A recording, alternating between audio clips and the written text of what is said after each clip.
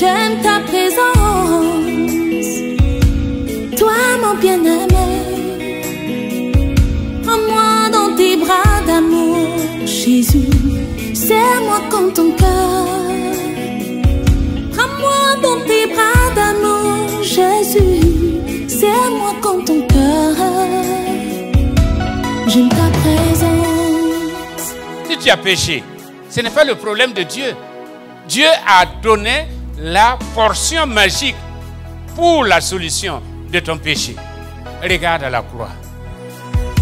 J'aime ta présence, Jésus mon roi. Que son nom soit béni. C'est vraiment une joie d'être dans la maison de l'Éternel, d'être avec le peuple de Dieu. Il y a des rencontres qui sont très importantes. La rencontre avec Dieu, la rencontre avec soi-même, la rencontre avec la parole de Dieu et la rencontre avec les frères. Ce sont les rencontres les plus importantes de la vie. Que le Seigneur vous bénisse. Il ouvre les écluses des cieux pour vous. Que le Seigneur exauce vos prières. Au nom de Jésus-Christ. Amen. Nous allons demander à la régie de nous projeter Ecclésiaste 3, verset 1.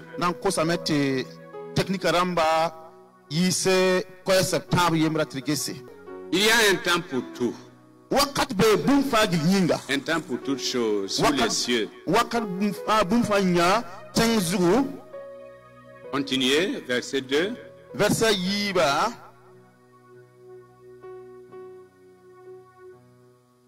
Un temps pour naître et un temps pour mourir. Un temps pour planter et un temps pour arracher ce qui a été planté. Tout cela pour dire que le temps est très important. Le temps. Serviteur ou maître. Il nous a été donné, mais il ne nous appartient pas. Nous avons le temps, en même temps nous n'avons pas le temps. Parce que nous sommes régis par le temps. C'est le temps qui nous gère. Le temps s'enfuit. Il est fugitif. Il passe. Le temps, comme dit Baudelaire, c'est un Dieu sinistre. C'est un Dieu sinistre. Parce que, quoi qu'on dise, il y a un temps où nous aurions pu espérer qu'il n'y ait pas de temps. Mais malheureusement, il y a un temps. Il y a un temps pour naître. Et il y a un temps pour mourir. On aurait voulu supprimer cette deuxième partie. Un temps pour mourir. Pourquoi mourir? Le temps est un Dieu sinistre. Le futur, dans le temps, le futur est dans le passé. Malheureusement, le futur est dans le passé. Parce que c'est en s'inspirant du passé qu'on construit le futur. Deux sortes de temps. Le temps chronos. Et le temps kairos. Le temps chronos, c'est le temps qui s'écoule. Divisé en secondes, en minutes, en heures, etc. Nous ne pouvons pas retenir. Nous ne pouvons que l'utiliser. Mais nous ne pouvons rien contre ce temps chronos. Heureusement qu'il y a le temps kairos. Le temps kairos, ce sont les opportunités créées par le temps chronos qui nous permet de faire quelque chose, d'utiliser à bon escient le temps qui passe et le temps qui nous a été donné. Le temps chronos, les opportunités qui s'offrent à nous pour pouvoir écrire notre histoire. Nous établirons un parallèle avec le peuple d'Israël. La marche du peuple d'Israëel. Le temps Kairos, c'est comme un lot. Si vous avez par exemple une offre d'emploi, ou si vous avez un marché, il y a un lot. Et le temps de temps chronos est un lot. Plutôt le temps kairos est un lot. Avec un contenu. Et ce matin, je voudrais voir avec vous les grandes étapes ou les grandes époques ou les saisons de la vie. Parce que on obéit au temps et on subit le temps. La première étape dans cette vie, il y a 3 grandes étapes. La première étape, c'est la découverte et la préparation. Comme un bébé qui vient de naître, il découvre le monde. Il découvre la famille. Mais en même temps, c'est cet enfant-là qu'on va préparer pour la vie. Il se prépare. Il faut qu'il se prépare. Autrement dit, il ne pourra pas affronter la vie. Et Kizerbo a écrit un livre. Éduquer ou périr. Et dans ce livre, il montre les étapes de préparation de l'enfant dans le contexte africain. Jusqu'à ce qu'il devienne un enfant. Un jeune homme est capable d'assumer ses responsabilités.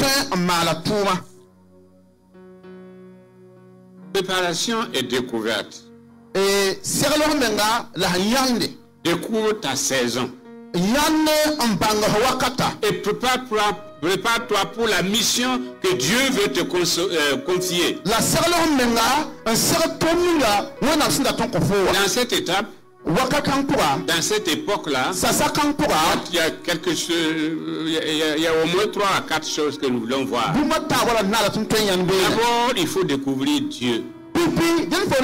En tant qu'enfant de Dieu, David disait à Salomon, connais le Dieu de ton père. Connais le Dieu de ton père. Découvre le Dieu de ton père.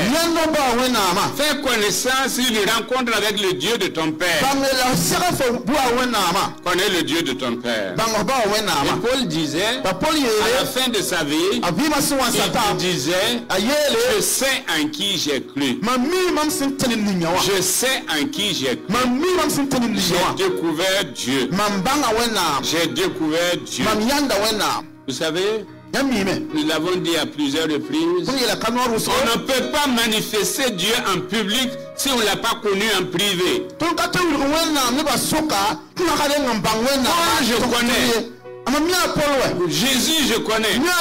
Mais toi, qui es-tu? Puisque tu ne connais pas Dieu, puisque tu n'as jamais rencontré Dieu, comment veux-tu prétendre parler au nom de Dieu, agir au nom de Dieu? Il nous faut découvrir Dieu. Avant de rencontrer Pharaon, il faut rencontrer Dieu dans le buisson ardent. Sinon, ce que Pharaon a là, peut te détruire. Tu ne connais pas Dieu. Et tu oses affronter Pharaon. Tu es cadavré. Parce qu'il est fort. Après avoir rencontré Dieu, il faut se découvrir soi-même. La découverte de Dieu entraîne la découverte de soi-même. Ésaïe chapitre 6.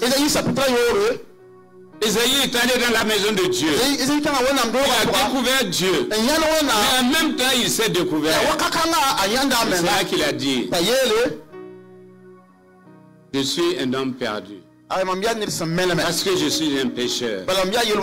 Et c'était l'occasion pour lui de connaître la grâce de Dieu. De connaître la grâce de Dieu. Alors il nous faut nous découvrir. Qui suis-je? Qui suis-je? C'est la question qu'on se pose. Après nous avons, après nous être découverts, nous devons découvrir notre place dans un rôle prophétique. Ce qu'on appelle la résonance en termes de théologie, c'est quand tu vois dans l'autre ton ministère et l'autre devient un modèle pour toi. Les Anglais appellent ça role model. Le role model.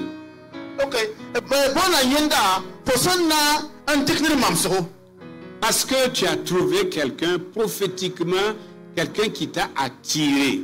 Tous les grands prédicateurs, les évangélistes, avaient déjà leur modèle. Ils se sont retrouvés dans le ministère de quelqu'un d'autre. Ils ont découvert leur propre ministère à travers le ministère d'autres personnes. C'est pourquoi il faut découvrir ton rôle d'une façon prophétique. Qu'est-ce que le Seigneur dit de toi? Qu'est-ce que la parole de Dieu dit de toi? Qu'est-ce que les autres disent de toi? Qu'est-ce que ton pasteur dit de toi? Tout cela, ça te permet de te découvrir et de découvrir ton rôle et de découvrir ta mission. Ensuite, il faut découvrir ses talents. Quels sont tes talents? On en parlait tout à l'heure dans la leçon. Chacun de nous a un talent. Chacun de nous a un don pour aider à l'édification de l'église. Quel est ton talent? On ne peut pas venir s'asseoir comme ça et passer le temps, écouler les heures, écouler les années, sans rien faire pour Dieu. Ne rien faire, ce n'est rien être. C'est pourquoi découvre tes talents. David savait qu'il avait une fronde. Au moins il avait une fronde. Et qu'il savait qu'il pouvait utiliser cette fronde-là. La veuve n'avait que un vase d'huile. Qu'est-ce que tu as entre les mains? Qu'est-ce que tu as dans ta maison? Qu'est-ce que le Seigneur t'a donné? Tu es né avec quoi? Tu n'es pas né nu. Tu n'es pas né pauvre. Tu es né équipé. Équipé pour faire quelque chose. Pourquoi découvre tes talents? Tu as découvert Dieu. Tu t'es découvert. Eh bien, il faut découvrir tes talents. Et tu vas trouver ta place dans la voie prophétique de Dieu. Le deuxième temps, la deuxième période, c'est la période du test ou de l'épreuve. L'épreuve ou le test. Voilà, une période d'examen. Ça un cuivre où le Seigneur examine tes motifs. Dieu a dit au peuple d'Israël, eh bien, je vous ai privé de beaucoup de choses pour savoir que l'homme ne vit pas, pour que tu saches que l'homme ne vit pas de pain et d'eau seulement. Il vit de la parole de Dieu. Quand on dit la parole de Dieu, il vit de la volonté de Dieu. La volonté de Dieu. Il ne vit pas des éléments extérieurs. Il s'accroche à Dieu. Il est pour Dieu. Et Dieu est tout pour lui. Je te fais souffrir de la faim et de la soif afin que tu apprennes que l'homme ne vit pas de pain seulement. C'est le temps de test où Dieu nous examine. Il examine nos motivations. Pourquoi sommes-nous chrétiens? Pourquoi suis-je dans la maison de Dieu? Pourquoi est-ce que je viens?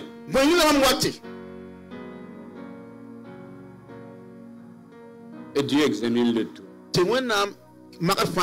Je dois dire que cette période-là, cette saison de la vie-là, il y a beaucoup qui échouent. Parce que pendant cette période, Dieu se tait et le diable parle. Dieu se tait et le diable parle. C'est le silence de Dieu. Mais le silence de Dieu est un message. Dieu parle par son silence. Mais le diable viendra. Et lui, il va parler d'une façon audible. Il va te dire, parce que Dieu t'a abandonné. C'est parce que tu ne comptes pas aux yeux de Dieu. Dieu, il n'est pas assez fort pour te sortir de cette situation. Dieu, il t'a flatté. Il t'a abandonné. Tu deviens la risée de tout le monde. Tu vas être vaincu. Tu seras vaincu. Le mal va t'emporter. Le diable parle. Il y a une différence entre la fidélité et les fruits.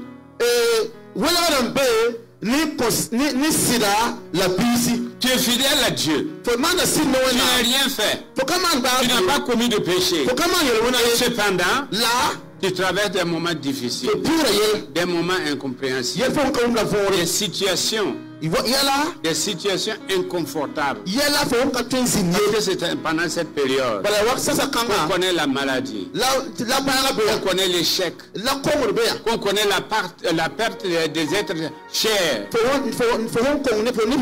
Et on se pose la question, qu'est-ce que j'ai fait? Qu'est-ce que j'ai fait? Ça n'a rien à voir avec ce que tu as fait. Mais c'est le Seigneur qui est en train de te faire passer un examen. Malheureusement, dans cette époque-là, beaucoup échouent. Il y en a qui vont faire 40 ans sans avoir passé cet examen-là. Parce qu'ils vont passer tout le temps à poser des questions à Dieu. Mais pourquoi, Seigneur? Comme le peuple d'Israël, Dieu est-il parmi nous ou n'est-il pas? Dieu est-il parmi nous ou n'y est-il pas? Et comme beaucoup, on échoue. Parce que le peuple d'Israël a échoué. Ils sont tous morts dans le désert. Ils ont échoué. Ils n'ont pas pu passer l'examen. Ils ont écouté la voix du diable au lieu d'écouter la voix de Dieu. Et pourtant Dieu dit, si tu n'entends pas ma voix, fais confiance à ma présence.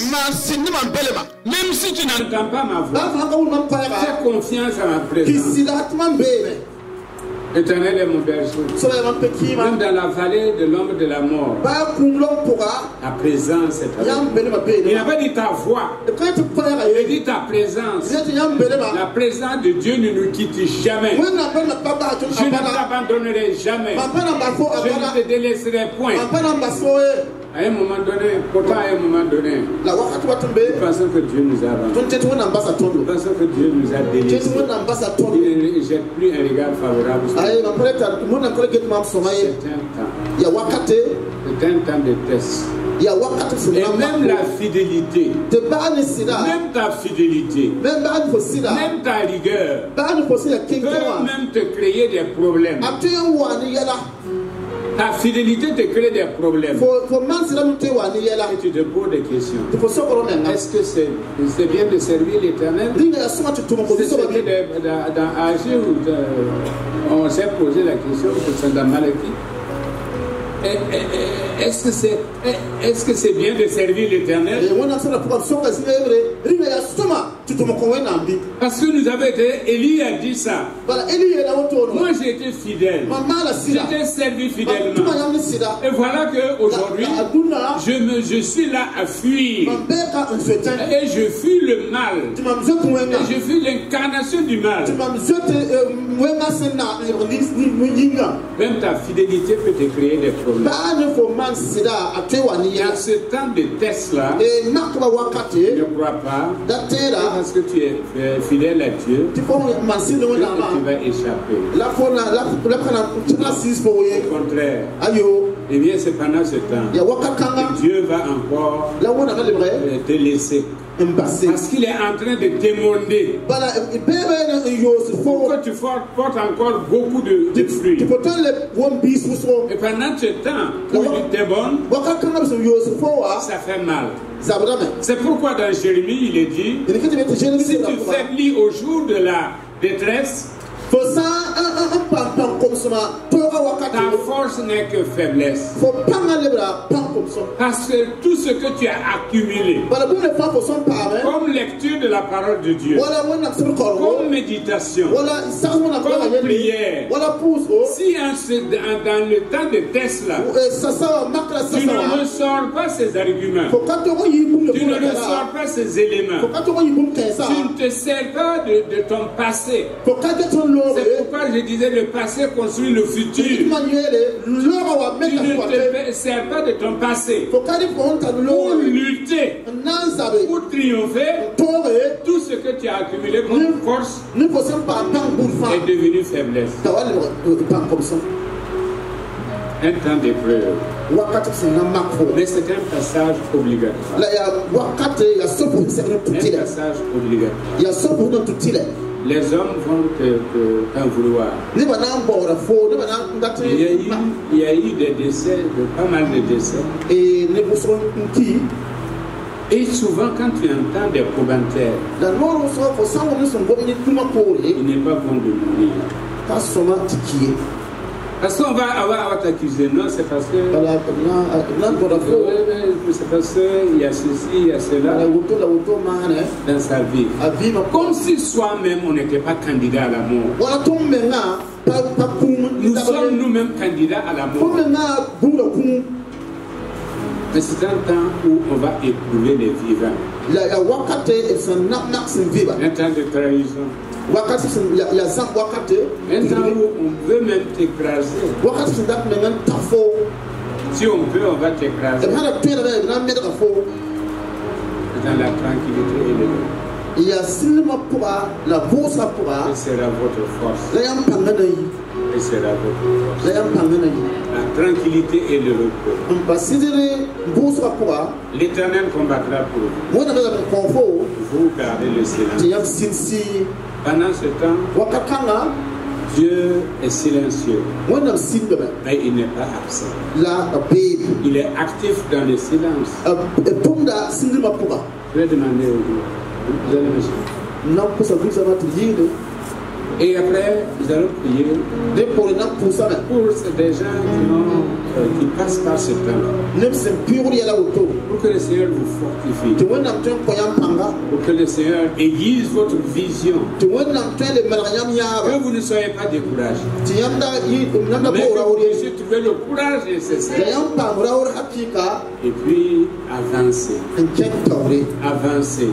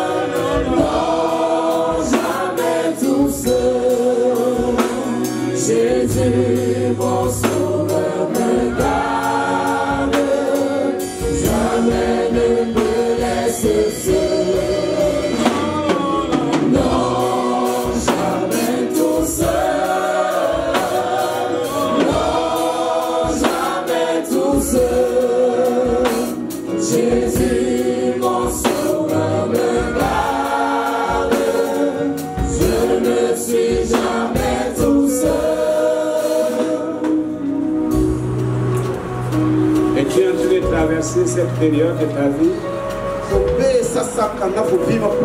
nous voulons prier avec toi. Nous voulons prier pour toi.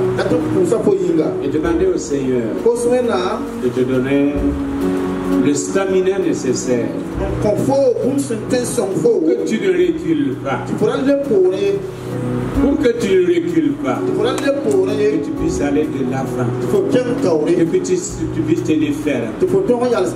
Parce que la récompense est promise aux vainqueurs. Ce n'est pas aux vaincus, c'est aux vainqueurs. Et Dieu t'a programmé pour que tu sois vainqueur. Et tu seras vainqueur. Et tu seras vainqueur. Alléluia. Seigneur, étends ta main. Étends ta main sur ton peuple. Tu vois le frère, tu vois la soeur. Tu vois, Seigneur Jésus-Christ, tous ceux qui se tiennent debout, tous ceux qui sont là, et même ceux qui sont absents, retenus par la maladie, retenus par des problèmes, retenus par des difficultés, qui se demandent si demain est pour eux. Si demain est pour eux, nous voulons dire, demain est pour eux. Par la grâce de Dieu, demain est pour eux. Que ce soit, Seigneur, sur le plan personnel, que ce soit en famille, que ce soit au boulot, Père éternel, nous te demandons, étends ta main, étends ta main, guéris les malades, relève, Seigneur, apporte la solution. Même s'il y a des gens qui sont dans la force au lion, que les lions ne les touchent pas, que les lions ne les touchent pas. S'il y a des gens qui sont dans la fournaise, qu'aucun feu ne les touche. Aucun feu ne les touche. Au nom de Jésus. Au nom de Jésus. Garde les Seigneurs. Veille sur eux. Accomplis à ton égard. À leur égard. Tes promesses, Seigneur. Merci, Père éternel. Il y a des gens ici. Les factures n'ont pas été payées. Les factures n'ont pas été payées. Ils ont réalisé des marchés. Et les factures n'ont pas été payées. Seigneur, étends ta main. Étends ta main. Étends ta main. Afin que les factures se paient. Au nom de Jésus. Il y a des gens qui chôment. Seigneur, et cela constitue une épreuve. Étends ta main. Étends ta main. Ouvre, Seigneur, les portes. Les portes du travail. Nous te le demandons. Béni sois-tu, Seigneur. Merci, Père, pour tout ce que tu vas faire. Au nom de Jésus. D'abord, ce temps nous enseigne nos limites à nous. Et notre dépendance sur Dieu. Je ne suis rien. Sans toi, je ne suis rien. Seigneur, sans toi, je ne suis rien. Nous sommes dépendants de Dieu. Nous nous attendons à Dieu. Nous comptons sur Dieu. Et nous avons les regards fixés sur Dieu. Parce qu'à un moment donné, nous savons que si ce n'est pas Dieu, personne ne peut nous sortir de la situation. Heureusement, Dieu est là. La deuxième chose, ça développe la compassion pour les autres. La compassion pour les autres. Parce que nous avons passé par là, nous pouvons aider d'autres. Parce que nous avons vécu la même situation, nous pouvons assister ceux qui passent par là. Nous développons la compassion. Que Dieu puisse faire que nous développions la compassion. Puis troisièmement, nous prions, nous développons une confiance. Confiance en Dieu.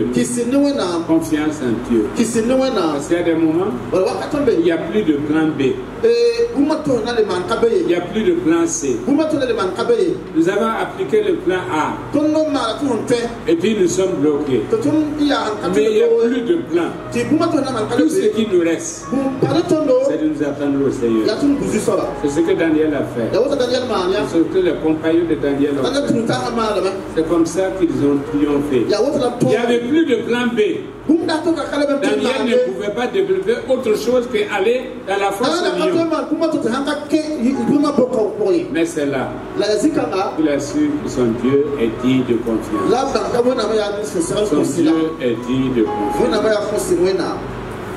Troisième époque, c'est la saison de la manifestation. La saison de réalisation, la saison de restauration. Alléluia. Que cette saison s'élève pour toi. La saison de la manifestation de la puissance de Dieu. La saison de la manifestation de la présence de Dieu. La saison de ta restauration. La saison où tu vas réaliser des choses. Quand le gars la même chose produit des résultats. Quand la même chose produit des résultats, ça veut dire que c'est la saison de la restauration. C'est la conquête de Canaan. Dans Job, pour Job, c'est la restauration. Mais Dieu avait entendu parler, mon oreille avait entendu parler de toi. Mais maintenant mes yeux te voient. Maintenant mes yeux te voient. C'est la saison de la restauration. Parce que c'est là que nous voyons la réalité de la présence de Dieu dans nos vies. Nous ne doutons plus. Nous ne posons plus de questions. J'avais parlé. J'avais parlé des choses qui me dépassent. Maintenant, je ferme la bouche et j'accepte. Et j'accepte. C'est une saison de Mais c'est une saison de tous les dangers. Il y a sasa, il y a yellow sur sasa. Parce que la réussite, la restauration, la réalisation peut conduire à l'orgueil. N'est-ce pas Babylone que j'ai moi-même j'ai bâti? C'est Babylone que j'ai bâti. Aujourd'hui, il y a beaucoup de serviteurs qui étaient partis, qui ont eu leur temps de restauration, leur temps d'élévation, mais ils ont cru que c'était par leur savoir-faire. Pourtant Dieu disait aux enfants d'Israël, quand tu seras entré, ne pense pas que c'est à cause de tes armes, c'est parce que tu es puissant. Non, c'est Dieu. C'est Dieu qui a fait que Jéricho est tombé. Et tu es allé droit devant toi. Tu as conquis ton territoire. Tu as chassé les géants. Tu as pris possession de ce qui est à toi, de ton territoire. Et aujourd'hui, je prie que les Jéricho tombent. Que tu puisses prendre possession de ta part. Que tu puisses aller en vainqueur et pour vaincre. Mais quand tu auras vaincu, il faut donner la gloire à Dieu. Il ne faut pas donner la gloire à te donner la gloire. Je n'en dis pas beaucoup, mais certainement vous suivez beaucoup. L'humilité manque dans certaines situations. On pense que c'est parce qu'on est meilleur. Parce qu'on est meilleur. On pense qu'on est le seul, qu'on est l'unique. On a réussi. Parce que Dieu nous a mis à part. Il n'a pas choisi quelqu'un d'autre. Il n'a choisi que moi. Il n'a élevé que moi. Quand la restauration vient, quand la bénédiction vient, quand la manifestation de Dieu arrive dans ta vie, garde-toi dans l'orgueil.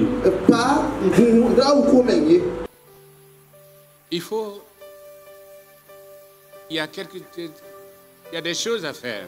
Il y a d'abord ceux qui te louent, ceux qui te félicitent. Et nous créons nos propres monstres même. Parce que c'est nous qui félicitons, c'est nous qui disons, il n'y a pas deux comme toi. Le Seigneur est avec toi et le Seigneur n'est qu'avec toi. Quand les gens te louent, il faut rendre gloire à Dieu devant ces gens-là. Il faut retourner la gloire à Dieu devant ces gens-là. Ne t'attribue pas une gloire. Non, j'ai réussi. Dans les affaires, j'ai réussi. Dans la famille, j'ai réussi. Hier, on parlait et quelqu'un m'a dit, parlant d'un serviteur de Dieu, il m'a dit, heureusement qu'il a échoué. Heureusement qu'il a échoué. Sinon, il allait penser qu'il était le meilleur.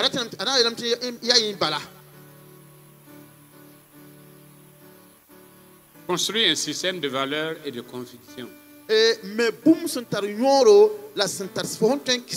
Et tu t'attaches, tu t'agrippes à ce système de valeurs et de conviction.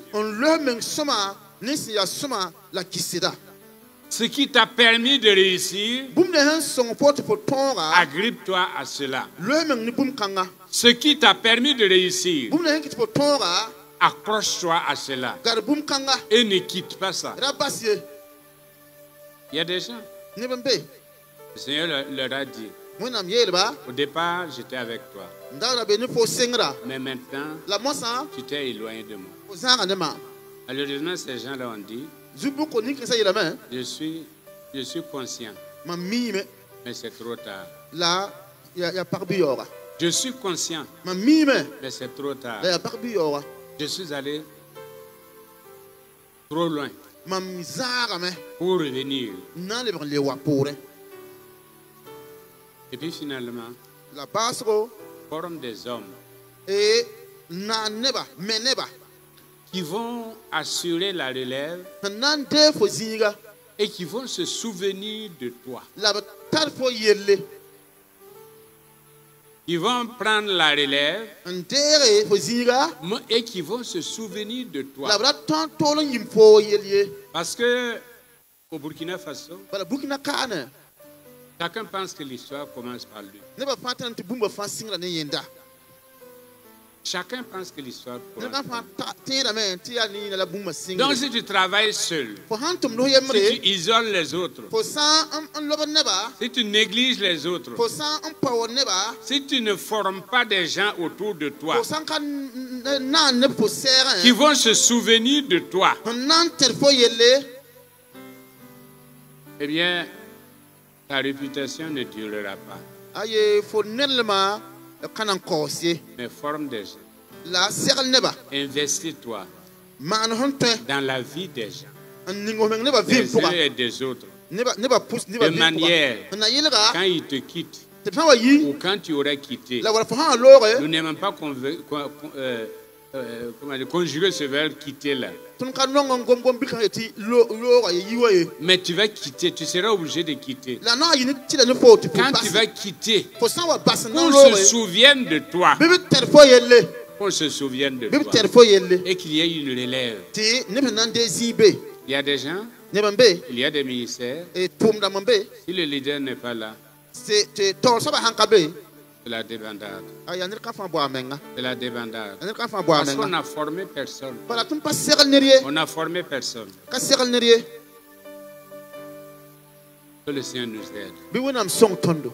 Voilà les grandes étapes ou les grandes saisons de la vie. Il y a 3 grandes saisons de la vie. Découvre Dieu. Et après avoir découvert Dieu, être découvert toi-même, eh bien, attends-toi à passer le test de Dieu.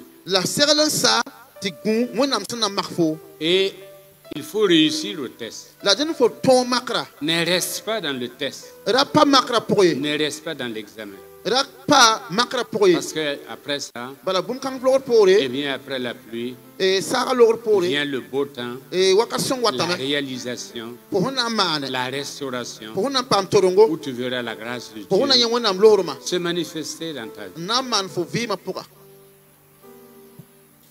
Tu as des projets de paix pour moi et pour ma famille. Peu importe le plan des hommes, tu auras toujours le dernier mot. Tu as des projets de paix pour moi et pour ma famille. Peu importe le plan des hommes, tu auras toujours le dernier mot. Tu as des projets ensemble. Tu as des projets de paix pour moi et pour ma famille. Peu importe le plan des hommes, Dieu aura toujours le dernier mot. Tu as des projets de paix pour moi et pour ma famille. Peu importe le plan des hommes, Dieu aura toujours le dernier mot. Et même quand la vague arrive, la tempête ou la terreur, l'Éternel est mon seul refuge. Il aura toujours son dernier